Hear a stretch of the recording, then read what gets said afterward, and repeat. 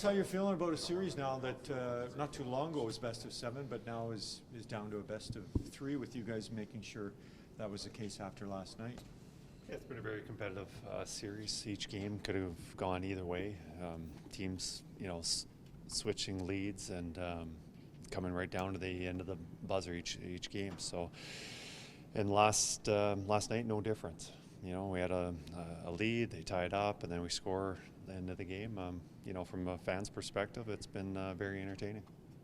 Kris, we've seen some pretty wild momentum shifts throughout the course of this series. What can you guys do as a group to kind of maybe hone in and not allow it to go too far out of where you guys want? Just taking it one shift at a time, and you think about special teams have been a huge part of this series, and overall I think we've done a pretty good job of that. Just the one game where they were allowed 2 power play goals, but I think just understanding that we try to put a 60-minute effort in, and we have to understand that they do have some good players, and they're going to have pushes and they're going to have opportunities, but try and stay to our game plan as much as possible. Are those emotional swings easier for you as a head coach because you're surrounded by a bunch of people who've been doing this for a couple of years, who've been through a bunch of these series?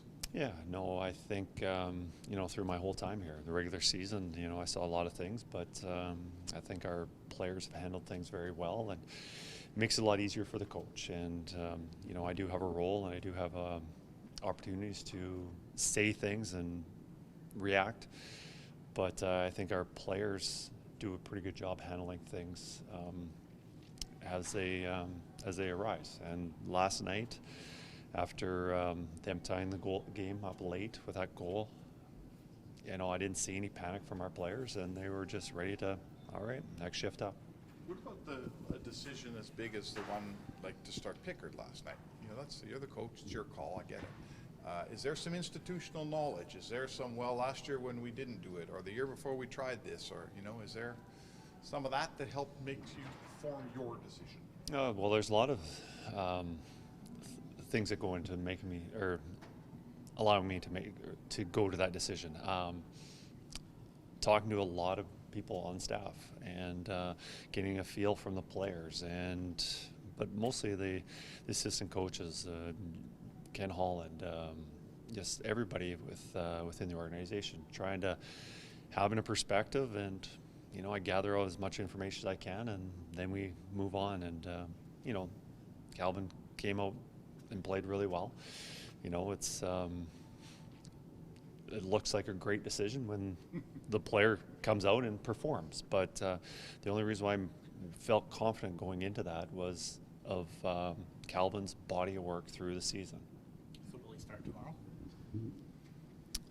We have not decided. We coaches are going to get together in 15 minutes after this, and we'll discuss our lineup, our forward lines, the defense group, and our starting goaltender. So we will have a decision for you tomorrow morning. We waited 15 minutes.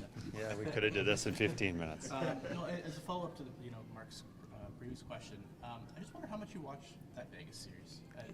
Do you glean anything? Does that help you in any way? I did not. I know I had it on my computer to look at and wanted to dive into it, and other things came up, and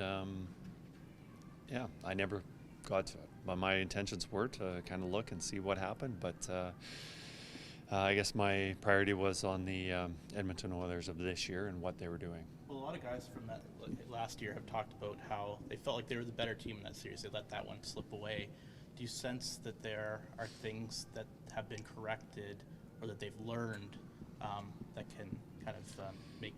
I can't really comment on what happened last year. I know I talked quite a bit with the coaching staff that was here last year, and they gave me their perspective, and there were definitely swing moments, the crucial moments where the special teams or whatever it be. But I think that was last year's team. There's such a big turnover, and we're just trying to perform for this season. Kris, what is it about the Stanley Cup playoffs that brings out the best out of Leon Draisaitl? It's quite remarkable. You see so many great players. it's more difficult. The tightings or the checking's tighter. There's less room. There's less space. There's it's just harder to perform. And here he's just been able to elevate his play even more. And as good as he is during the regular season, he's even better in the playoffs. And as the coach sending him over the boards, it gives me a lot of confidence having the ability of having Connor and Leon playing at the high level they are. That turnover and hustle sequence we saw from Draisaitl with that tremendous back check after giving it up at the offensive blue line, what does that indicate to you as a head coach of one of the best players in the world? Leon's been doing that, the back checking part, doing that quite a bit. I don't think he gets the recognition of how hard he works. Obviously, you see the goals, you see the assists, how he protects the puck, all the offensive abilities. He gets a lot of recognition for it, but the defensive part of it, he's very committed. And like any player, there is a mistake, and that does happen. But his effort to cover up those mistakes and play good defensive hockey, he doesn't get enough recognition for that. He's not a guy that makes a mistake and expects someone else to clean it up for him. Like, to his credit, he tries stuff, he makes a mistake, but he's worked pretty hard to get back at it. And usually he does make that play, but when you're making that many plays, there are times when it doesn't work out. And like all our players, mistakes do happen, but he's not the offensive only minded guy where it's all right, I was doing my job, now somebody else clean it up and somebody do the work. And you see him numerous times through these playoffs and even the regular season of him busting his tail, coming back and breaking up plays, and just not leaving it for somebody else to clean up. You guys were one of the best defensive teams 5-on-5, like in terms of not giving up high danger stuff, pretty much since you took over this year. Was that the best you've been at that in the playoffs? I know there's a 1-0 game in the first year, but was last night the best defensive effort all around to you? Or No, I think I think overall, I can't say that because there's so many factors. Who are we playing and are they playing well? And, I think there's some games that we have played very well defensively.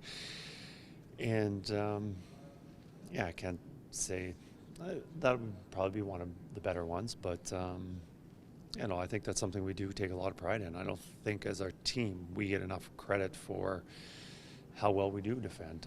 Obviously, you see the star power that we do and have, and the offensive players that can pass, shoot, score goals, and do that kind of thing. That often the defensive side doesn't get recognized. But we've understood that if you're going to have success in the playoffs, you have to be a good defensive team. You have to have a good penalty kill. You have to be able to keep the puck out of your net 5-on-5. And I think as a team, we've been committed to doing that. Yes, you have to have good word about Holloway. Yesterday, he was playing in the last second of the game. What did you like yesterday about him? Excuse me. There's a lot of things about Dylan's game. It's just he's been creating some offense, and he hasn't showed up. He's a couple goals early in the first series, but he's a threat to score. He can shoot the puck, but also I like his speed. He can get in on the forecheck. He is physical. And he's a player that's just difficult to play against, just with his speed and tenacity. And when there is a puck battle, he's strong and he can come up with it. And that being said, all those other attributes, he is pretty good with the puck. He doesn't give it away, and he can play with those skilled players and not just a chip and chase. So, I think for a young guy in this situation, remarkable. We sent him down and play in the American League middle of January just for a little stint to, get his confidence back from the injury and find his game, and actually audition to play some center. And when he came back, we weren't sure if he was going to play center, left wing, or right wing. But, I think that experience was good for him. And, since he's come back, he's just really impressed. He's played really well for us. Do you, like coaches, it wouldn't be right if we didn't find something negative to harp on. Your third line has not been productive. Is there a way to get something more out of Perry and McLeod? I think they have shown that they can play more, and they can play more and they can play better. You look at the contributions they were making in the regular season, chipping in with some goals, and I think a lot of it had to do with some of the rhythm, not playing very much, and we were relying on our top guys pretty heavy, and they got bumped out a little bit with their role. But if we're going to have success long term, we're going to need some contributions from them. But that being said, McLeod and Fogle have been outstanding on the penalty kill. But 5-on-5, we could see some more from them.